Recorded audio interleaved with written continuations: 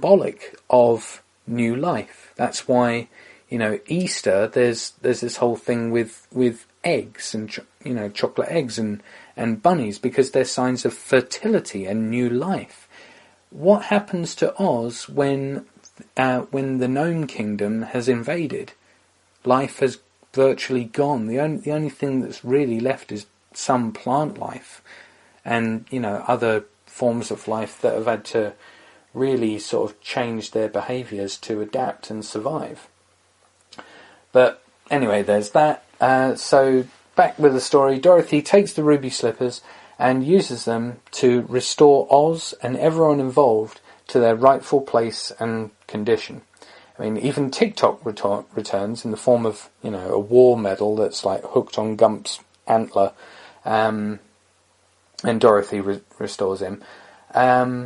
But yeah, there's that scene. It's sort of like a big, happy, climactic ending where Dorothy is to be crowned the Queen of Oz, and there's this big parade and big meeting that involves like quite a lot of the other characters from these books, like the Patchwork Girl, the Tin Man's there, and there's all the relevant characters there.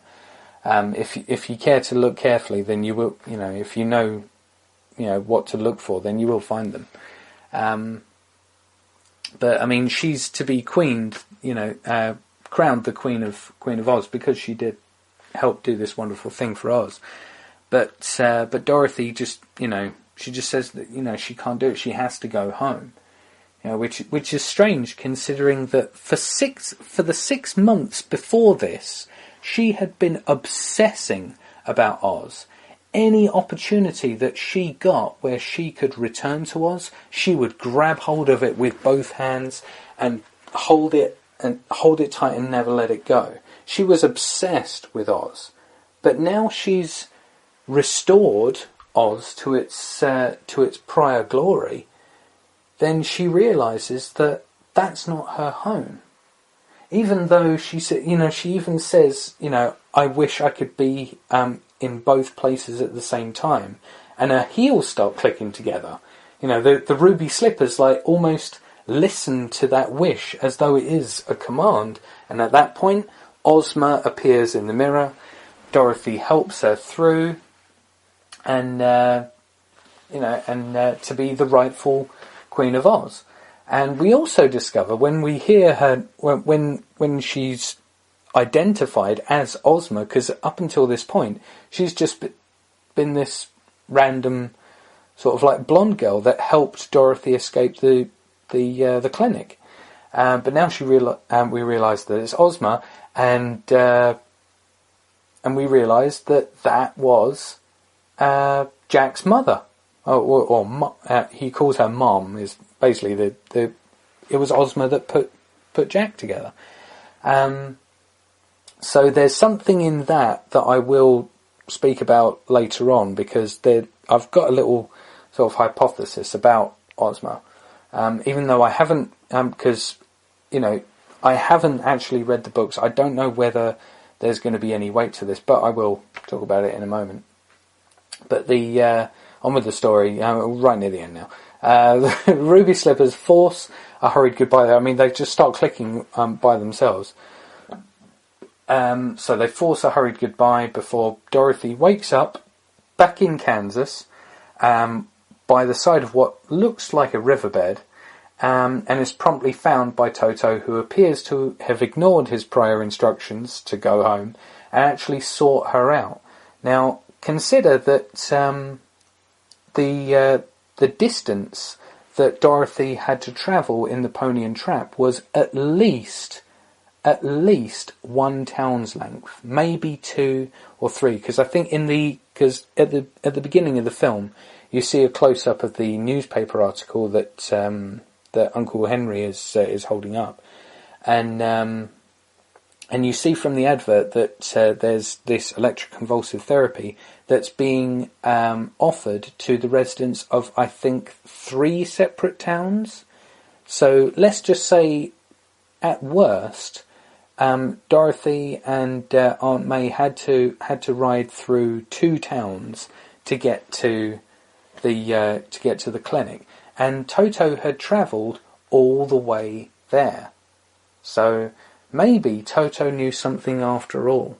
Maybe in the realm of this magical story, Toto knew that Dorothy was going to, something was going to happen to her, and because Toto and Dorothy are so close, he wanted to make sure that he was where she was going to end up. And how could Toto have known exactly where? I mean, I'm not sure how much time passed between the storm where Dorothy escapes the hospital and when she wakes up and Toto finds her. We presume that it's just one night because obviously, maybe it could have been 2 nights, who knows? But it couldn't have been any more than 3 because from what it appears, when Dorothy wakes up, it's not like she's got her eyes closed. They're open. And she's like saying, goodbye, goodbye. So it's almost like she's having that dream. And then like she realizes, wow, I'm back in Kansas. Sort of thing. And she hears Toto barking and all that sort of stuff. So did Toto know? Did Toto know? But anyway, Uncle Henry finds her. They go home. But we also learned that the clinic was struck by lightning and actually burnt to the ground. And the fire only claimed 1 victim. Guess who? Dr. J.B. Worley, of course. Because, the Gnome King died. So maybe he died as well. But I will get to that in just a minute. But yeah, back home, Dorothy enjoys what seems like a brief trans-dimensional Skype call with Ozma through her mirror before going outside with Toto for a play. Now, that's the story. So, the main question we need to ask ourselves is, did Dorothy really go to Oz? Did she really go? Now, the reason why I've been teasing you guys with things that I said I will come back to later is because there are reference points in the seemingly real world and the land of Oz. For example, the electroconvulsive therapy machine is anthropomorphized as to Dorothy in an attempt to comfort her, and it's clockwork as well. Is that possibly maybe a parallel reference to TikTok? Because he is a clockwork army, and granted, in the real world, Dorothy is scared of the machine, and if she ever did get shocked by it, then she would not perceive it as a positive machine, while inversely Dorothy shares a close bond with TikTok. Even from the start, she wasn't scared of him or anything. She helped him out because he needed her help. He had wound down. But yeah, there's that you see in the real world. There's the actor who plays Dr. Worley is actually the same actor who plays the Gnome King. Right? The actress who plays the head nurse is the same actress who plays Princess Mombi. The actors who play the orderlies are the same actors who play the Wheelers. And, because, the Wheelers are, they're sort of like signature sound, as it were, besides their maniacal laugh, is creaking of their wheels. And the wheels of the dollies, not the dollies, the hospital beds, they creaked in the exact same way. when earlier in when Dorothy was visited by Ozma towards the beginning, we heard screams somewhere else in the hospital. They are screams that sound very, very much like some of Princess Mombi's screams. Like some of the screams, listen to how some of the heads sound, especially head number 31. That sort of scream is very much the same.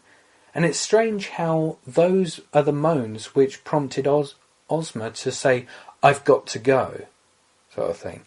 There's also the jack-o'-lantern that Ozma brings Dorothy towards the end.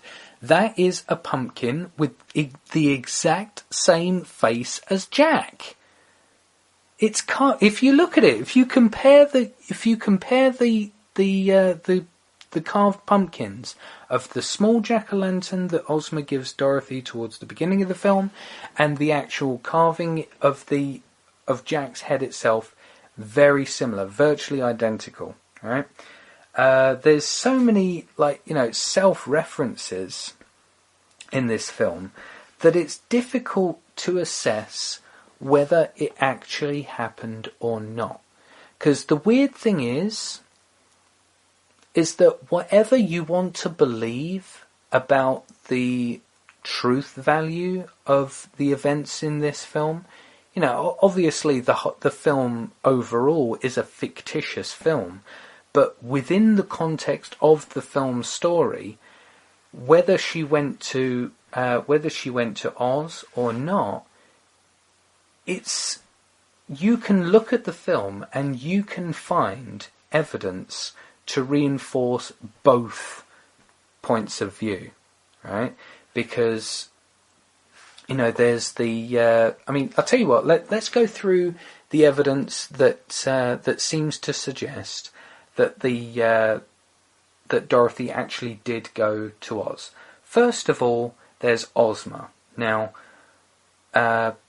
Ozma seems to be a very powerful young witch, but also the rightful heir to the throne of Oz as queen. Whether the Scarecrow should also be instated as the king, that's another issue. But obviously she's able to cross the threshold into the real world. Now, whether that's actually true, it's debatable about whether or not the head nurse, or alternatively Princess Mombi, was the same character in the real world and in Oz. Because right towards the end, you see the head nurse basically being taken away in some kind of cart, and she's like looking out the back of the cart through bars. So it looks like she's being taken away in the 1898 equivalent of a police car. And she's got this look on her face, looking towards Dorothy as if to say, "You beat me this time, Dorothy, but, you haven't got rid of me." I guess in a sense that is a parallel to what her character, Princess Mombi suffered towards the end, because essentially, somehow, Dorothy took away Mombi's powers. And, that was essentially her punishment, to live the rest of her life without powers. So there is a parallel in the real world that, if she loses her power in the real world, what would that mean? I don't know, maybe being struck off, not being able to practice, being arrested and imprisoned. That would be a very similar one. But there's also the idea of what's known in TV series jargon as a mirror universe, where there's a parallel dimension which sometimes is accessed through a mirror, where you can if you are a certain individual or have a certain power or device or something, you can actually travel in between different dimensions through a mirror. Now, considering that Ozma, is the only character that seems to be able to travel in between dimensions, because obviously, if the Gnome King could travel to the real world, would he pose as that Doctor? And if Mombi could leave Oz and enter the real world, would she pose as the head nurse? I mean, it depends on whether that plan would also result in getting her maybe to Oz and sort of dispatching her in Oz. Or maybe if they... I mean, this is just saying if they could travel to the real world. They try to dispatch Dorothy in the real world, and they realise, oh shit, she's travelled to Oz. Okay, back to Oz. We'll get her in Oz instead.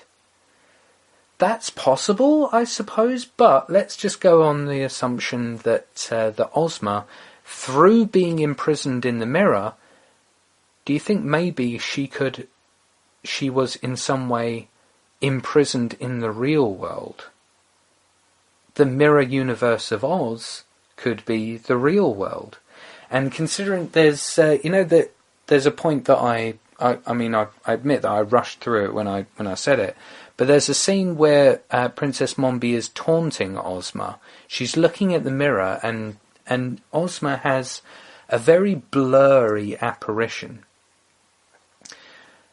Does that mean that Ozma has died in the real world? Because, I mean, that would make sense, considering that Dorothy actually did think that Ozma drowned, and Ozma did not confirm or deny it. I think she sort of like nodded knowingly, as if to say, yeah, okay, whatever. But, onto something else. But she doesn't respond to...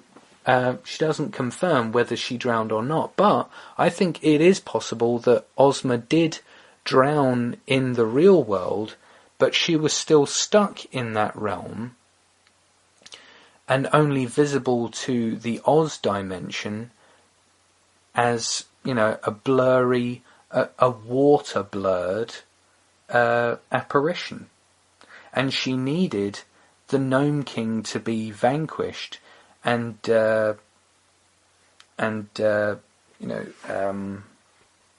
Mombi to be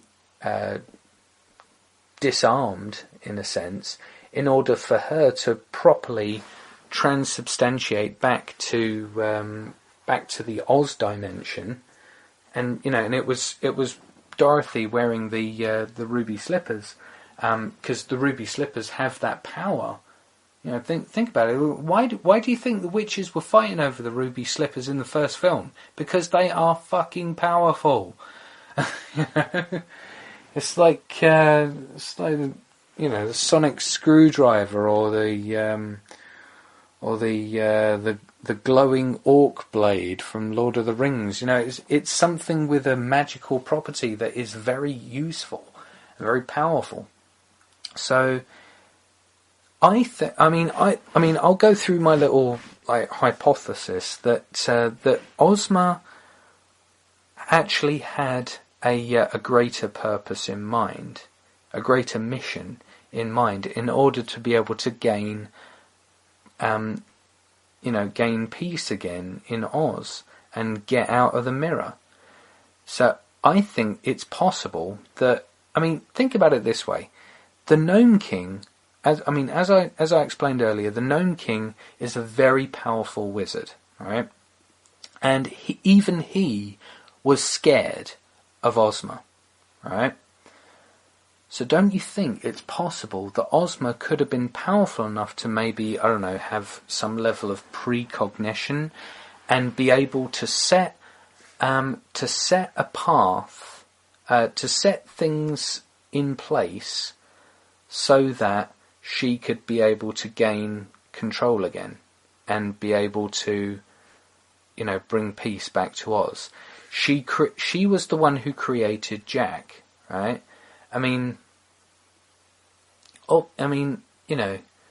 Ozma suffered a lot at the hands of Mombi. Why would, unless it was something that was way, way in Ozma's youth, where she was immature enough to think, oh yeah, I'll put together a stick man with a pumpkin on its head just to scare her. She's a powerful witch, but I will do this to scare her. That doesn't seem like the believable motive. What seems like the believable motive to me is that maybe Ozma knew beforehand that she might need an ally somewhere. But how could she implant an ally somewhere if she knows that she's about to lose all her current allies in this dimension? She would need to essentially create a sleeper agent. So she created Jack, and she knew that Mombi had gained some powder of life. So she's like, I'll make this for her, and then Mombi might take it and see if she can bring that to life. And it's just luck that Mombi wasn't wearing that head again, and thus forgot that Jack was there, and thus Jack, would be potentially a sympathetic character to help in Dorothy's plight to get the Scarecrow and get her.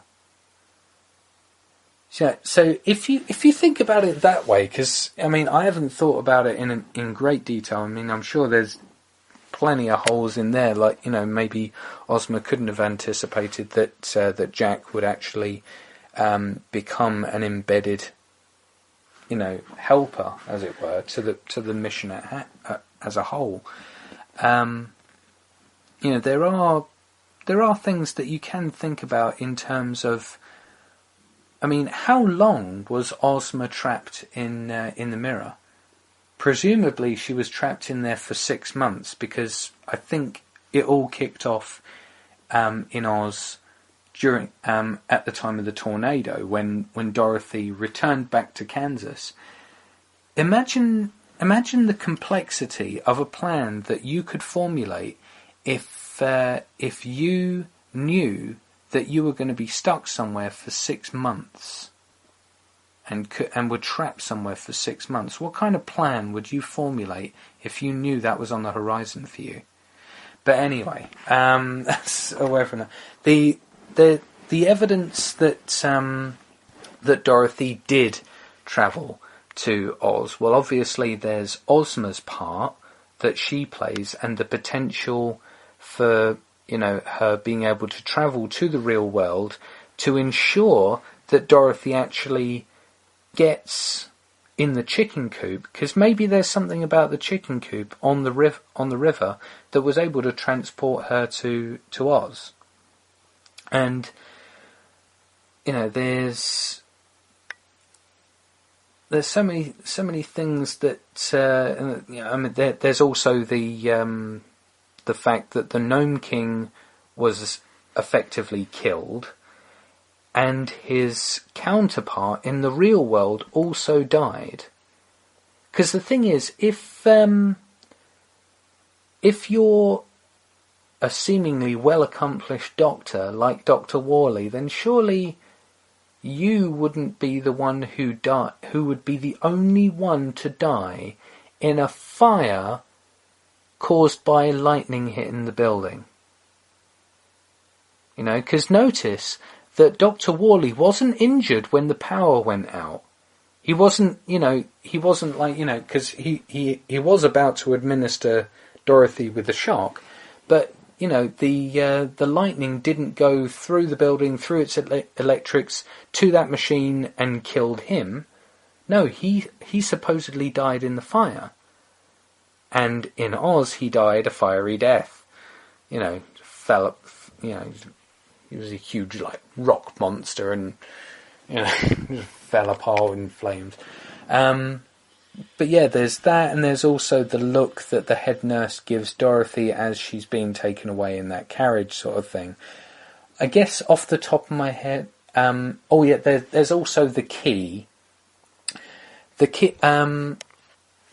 This is something, I'd say this is probably the most firm piece of evidence that suggests that Dorothy did actually go to Oz, and that Oz is actually a real place. Because, I mean, it would be a big coincidence for that key to really be the front door, the key to the old house, and also, conveniently, the key to the door that was holding Tick-Tock. Tick-Tock was ordered by the Scarecrow, because the Scarecrow was the King of Oz at the time, and obviously the King instructing the army of Oz, the one-man army of Oz, to go somewhere. I mean, that's obviously a royal order because the army of Oz was known as the Royal Army of Oz, so they are answerable to the king. So he was ordered to stay there and wait for Dorothy. So obviously, even the Scarecrow could plan ahead for Dorothy's anticipated return. Don't you think Ozma could have planned a hell of a lot more than that, possibly? But yeah, I mean the whole thing with the key coming down, on the shooting star, that's either quite good evidence to suggest that Oz is real, or that's just a very, big coincidence. But let's look at this on the other side. The evidence that Dorothy didn't actually go to Oz. Well, first of all, there's all the reference points that I went through, like the ECT machine, with Tick-Tock. There's the jack-o'-lantern. There's all these things that, if Dorothy was actually hallucinating, then obviously she would draw upon things that she sees in her life, that being a jack-o'-lantern, a machine with a face.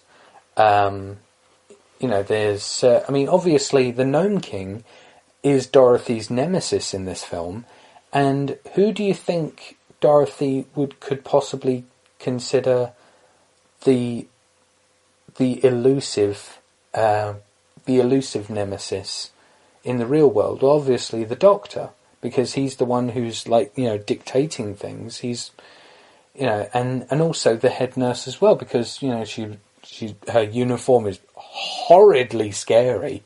If you work as a nurse in a psychiatric clinic, the worst kind of uniform you can wear is the one that she does.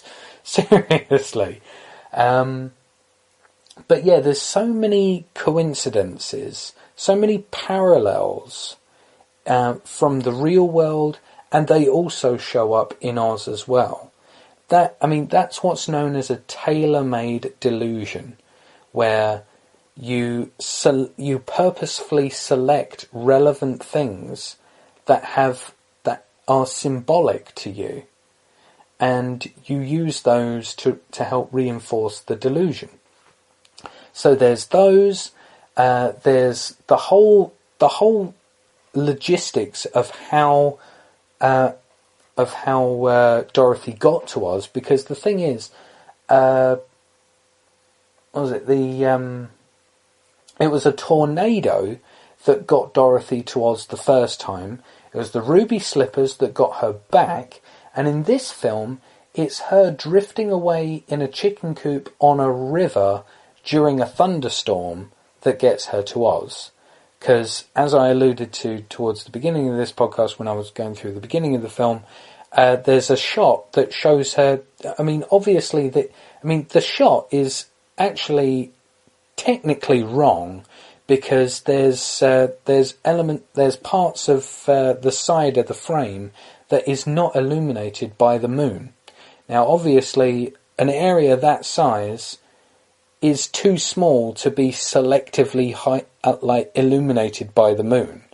You know, the moon does not discriminate about what part of the ocean or any body of water that it decides to illuminate. It is just light. It goes everywhere.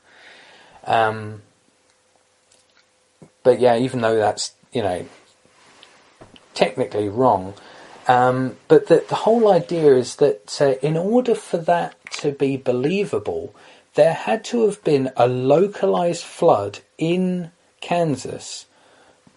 I mean, yes, granted, there is a thunderstorm and there is severe heavy rain, but whether that would, I mean,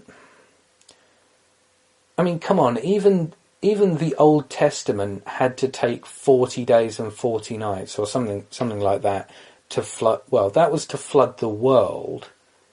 Maybe it could take one night to completely flood Kansas.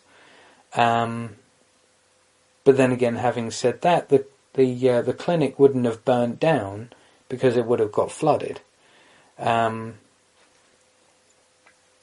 So, you know, the idea that it was that Dorothy somehow drifted towards Oz, or maybe, you know, there was some magical transformation of the terrain under the water.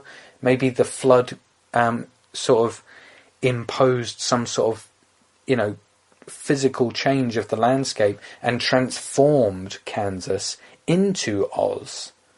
Now that would be interesting if that was the case, but I mean yes, granted that this film contains you know, a plot device called the powder of life, that actually you just sprinkle it on inanimate objects and it brings them to life. So I guess with the bar set there, it's not completely outside the realm of possibility that, you know, Kansas could have flooded, and during that flood, Kansas became Oz, and then the waters receded, and she was in Oz. You know, I mean, it would have been completely different if Kansas was was a coastal state. And if she drifted out to sea and then she woke up, you know, washed up on the shores of Oz, then yes, I could understand. But, you know, it's a huge, huge leap that we're having to take just to get Dorothy to Oz without the assistance of a tornado or ruby slippers. Obviously, she uses the ruby slippers to get back to Kansas. But when she gets back to Kansas, she wakes up pretty much where you would wake up if you had drifted along a river. Right? And also when she woke up, she was still saying goodbye and her eyes were wide open. Her eyes were wide open. Maybe it was the next day, maybe it was 2 days, because the film... the film of Return to Oz, it takes place like more or less over the course of maybe a day and a half, maybe 2 days at the most. Maybe 4. I'd say probably around about 35 to 40 hours that the film takes place over.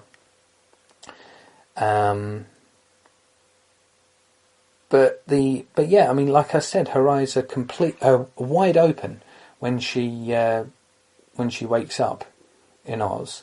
So, I mean, it is plausible that Dorothy somehow escaped from the hospital. I mean, she was tied down to the gurney. So gurney, that's the I keep forgetting the different names for hospital bed devices. But yeah, she was strapped down to the gurney, but she could lift her arms up and undo the buckles, because they're basically just like two belts over her, you know, and her hands weren't immobilized. Her wrists weren't strapped down like you would normally strap someone down for ECT. But it is within the realm of possibility that Dorothy could have escaped the hospital by herself. She managed to crawl into a chicken coop that was floating along the river. When the head nurse was chasing after them, it wasn't. I mean, it wouldn't have been necessary for the head nurse to sort of make a point of saying, "Oh, you're both escaping, not just Dorothy." But it is possible that that there was this whole thing going on, that Ozma wasn't even really there, but we were seeing her because Dorothy perceived her to exist. And it's strange that Ozma just disappears and then only reappears again through the mirror. So it is possible that Dorothy was very unhappy with her life. She desperately wanted to return to Earth.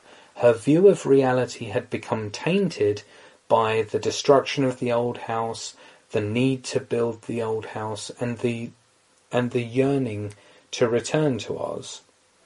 So, and she drew, inspiration, as it were, an influence from things that she was seeing around her, and she created, she brought those to her new life, like the jack-o'-lantern that she thinks Ozma brought to her. She brought that into the Oz world in the form of Jack Pumpkinhead.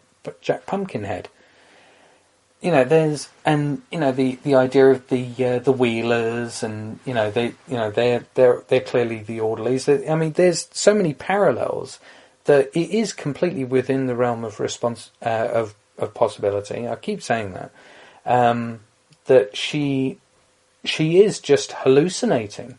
And she is having maybe waking dreams and vivid unconscious dreams because she has a very, very active imagination, and it's starting to border on real delusion, like psychosis. But yeah, that's those are the possibilities, man. I may have missed out a few bits here and there, but I've been going on for long enough now, so I really should sort of wrap this up. But yeah, let me know, guys, what you thought of this review. If you want me to review any films, let me know. But yeah, anyway, just to make the final announcements as I'm closing down the show.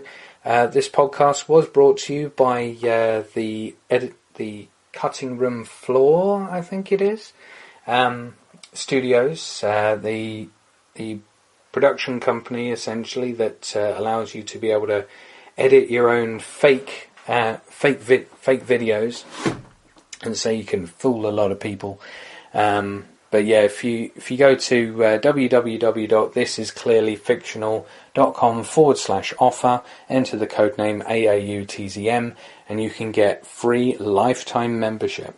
So go with that. And we've also been sponsored by Russell Brand. So cheers very much, Russell. You need to come on at least for 10 minutes. Then, you won't have to sponsor us anymore, but you will keep sponsoring us until you come on. So cheers, Russell. But anyway, next month is going to be a bit of an interesting episode. I'm going to be having a new acquaintance of mine by the name of Michael Quinn on, and we're going to be talking about the psychology of violence. And because I would have done that for this show, but it would have required a hell of a lot of research on my parts, and I'm not completely able to do that because of the demands of the film. But that is going to be for next month, so keep watching this space for that one. I'm really going to be looking forward to really sinking my teeth into this sort of issue, because it's something that I've sort of teetered around in the past and sort of delved into, but not like completely headlong, like right down the rabbit hole sort of thing. But that's that. So yeah, I thank you all for listening, and hope you're all having a wonderful life, and I hope you all continue having a wonderful life. My name's been Adam-Antium. This is our AAU TZM podcast. You guys look after yourselves. Take care. Bye bye.